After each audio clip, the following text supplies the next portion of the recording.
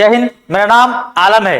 दोस्तों, आज जंग का माहौल में आपको एक ऐसा ईटीएफ के बारे में बताने वाले हैं जो आने वाला समय में आपके लिए अच्छा खासा बेनिफिट दे सकता है। और इस ईटीएफ में हाल ही फिलहाल में आपको 15% का गिरावट देखने को मिला है और वो डिफेंस सेक्टर के ईटीएफ है। इस ईटीएफ का फुल डिटेल्स को समझने के लिए हम लोग जियोपॉलिटिक्स को देख लेते हैं कि आने वाला समय में किस तरह का सिनेरियो मार्केट में बनते हुए नजर आ रहा है। देखिए दोस्तों, हाल ही फिलहाल में पिछले 2 दिनों में मार्केट में धड़ल्ले से गिरावट हुआ। इसका मेन रीजन क्या है आप लोगों को पता ही होगा कि अभी जो है रसिया और अमेरिका आमने सामने दिखाई दे रहा है। लड़ाई की अगर मोड की अगर बात करें तो अमेरिका जो है खुला सांड की तरह अभी घूम रहा है। अभी हाल ही फिलहाल में देखे होंगे जो वेनेजुएला का राष्ट्रपति है उसको अपने ही देश से उसको उठा करके लेके चला गया उसका पत्नी के साथ और अपने देश में ही ले जा करके उसको कैदी बना दिया। इसी के बीच में एक मैटर फंस गया है। मैटर क्या था यहाँ पे आप देख सकते हैं, गौर से इस मैप को देखिए। रूस का एक जहाज यहाँ से चलता है और चलने के बाद यहाँ पे वेनेजुएला के पास यहाँ पे आता है। अब यहाँ पे जब पहुंचता है तो इसी के बीच में क्या होता है कि अमेरिका जो है इसके ऊपर अटैक करके अपना जो राष्ट्रपति है यहाँ का वेनेजुएला का जो राष्ट्रपति है उसको उठा करके लेके चल जाता है। अब ये जहाज यहाँ पे फंसा हुआ था। अब हो सकता है इस टैंक में तेल भर करके लेके जा रहा था, इसे ही खाली जा रहा था। इस तरीके से ये जा करके यहाँ पे रूस में जाते हुए नजर आता है। लेकिन इसी बीच में अमेरिका यहाँ पे ही उस जहाज को घेर लिया। जैसे ही वहां से निकला रास्ते में अमेरिका ने क्या किया, इसको डिटेक्ट कर लिया और डिटेक्ट करके यहाँ पे इसको घेर लिया। रातों रात हेलीकॉप्टर उतार करके जहाज का सारे क्रू मेंबर को कब्जा लिया। अमेरिका का कहना है कि ये जो जहाज है इलीगल चल रहा था, कौन देश का जहाज है इसका कोई पहचान नहीं था, तो हम इसमें जितने भी क्रू मेंबर है उसको ले जाएंगे और उसके ऊपर मुकदमा चलाएंगे, कार्रवाई करेंगे। इसी बीच में हमारा जो ये चचा है भड़क जाते हैं। जब अमेरिका ने इसका टैंकर को रोका तो इन्होंने भी ये अपना पनडुब्बी को वेनेजुएला की तरफ लगा दिया। और ये पनडुब्बी ना नॉर्मल पनडुब्बी नहीं है, इसमें परमाणु वगैरह सारा चीज है। जब इस तरीके का न्यूज मार्केट में निकल के आया तो अपने आप में एक बड़ा न्यूज बनते हुए नजर आया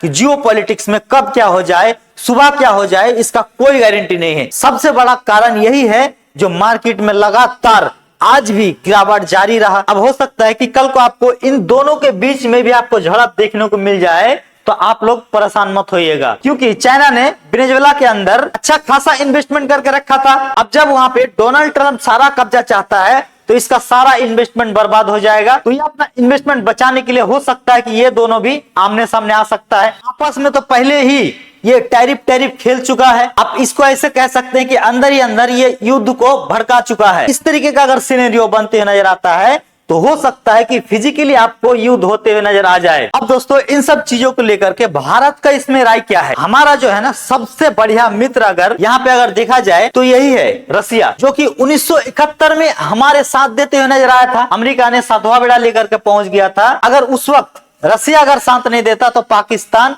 और अमेरिका हम लोग का हाल बुरा कर देता।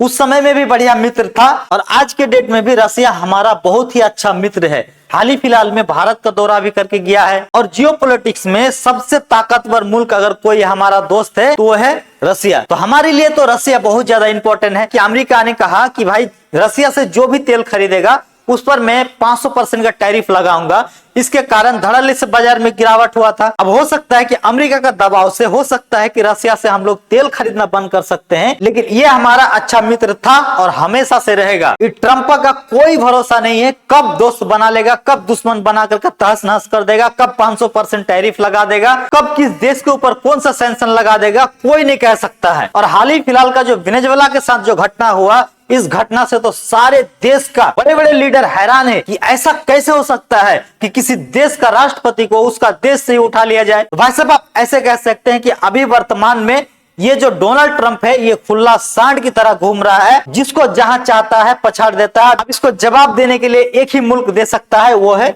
रसिया। तो भैया मार्केट में अगले डे क्या होगा इसको कोई नहीं कह सकता है। वर्तमान की स्थिति को अगर आप देखकर आप इन्वेस्टमेंट करना चाहते हैं तो एक डिफेंस सेक्टर का ईटीएफ है, उस पर आप नजर गड़ाए रख सकते हैं। हाल ही फिलहाल में आपको 15% का गिरावट देखने को मिला है। चलिए इसके बारे में थोड़ा सा आपको डिटेल्स एनालिसिस बताते हैं। तो यह है दोस्तों मोतीलाल ओसवाल की तरफ से Motilal Oswal Nifty India defence ETF. अब इस ईटीएफ की अगर लॉन्ग टाइम की चार्ट पैटर्न की अगर बात करें तो यहाँ पे आप देख सकते हैं लगभग आपको 15% का गिरावट के साथ ये ईटीएफ आपको मिल रहा है। अब इस ईटीएफ के अंदर कौन कौन सा कंपनी शामिल है तो चलिए इसको थोड़ा सा देख लेते हैं। इस ETF का 52 वीक परफॉर्मेंस की अगर बात करें तो यहाँ पे आप देख सकते हैं 55 रुपए की पैसा लो था। उसके बाद हाई की अगर बात करें तो 102 रुपया यह हाई लगाते नजर आया। वहीं इस ETF का वॉल्यूम की अगर बात करें तो यहाँ पे आप देख सकते हैं 48,96,244 इसका वॉल्यूम है। एक्सपेंस रेशियो की अगर बात करें तो 0.41% एक्सपेंस रेशियो है। पीई की अगर बात करें तो 54.5 का यहाँ पीई है। तो ये ETF कौन कौन सेक्टर में पैसा लगा रहा है तो यहाँ पे आप देख सकते हैं डिफेंस सेक्टर में यहाँ पे 84% यहाँ पे पैसा लगाते हुए नजर आ रहा है।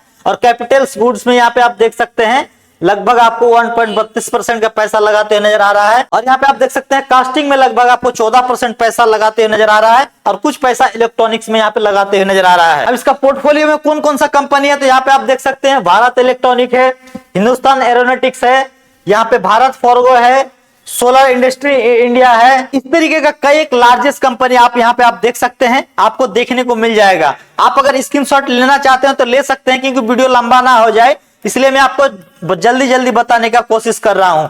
तो ये है सारा ETF का डिटेल्स। आप अगर चाहे तो इस ETF में नजर गड़ाए रख सकते हैं, क्योंकि युद्ध का माहौल में इसी तरीके का कंपनी का बेनिफिट हो सकता है। जिस तरीके से दुनिया में उथल पथल मचा हुआ है तो हर कोई चाहेगा कि डिफेंस सेक्टर को अपना मजबूत रखे। तो हो सकता है कि आने वाला समय में डिफेंस सेक्टर के ETF में कुछ अच्छा खासा देखने को मिल जाए। दोस्तों आज का वीडियो का रिसर्च एनालिसिस वीडियो कैसा लगा कमेंट बॉक्स में जरूर बताइएगा। और वीडियो अच्छा लगा हो तो दूसरों तक भी शेयर कीजिएगा। वीडियो अगर अच्छा लगा तो वीडियो को लाइक करके चैनल को सब्सक्राइब कर दीजिएगा। फिर मैं मिलता हूं कोई नए वीडियो नए टॉपिक के साथ, तब तक के लिए जय हिंद जय भारत।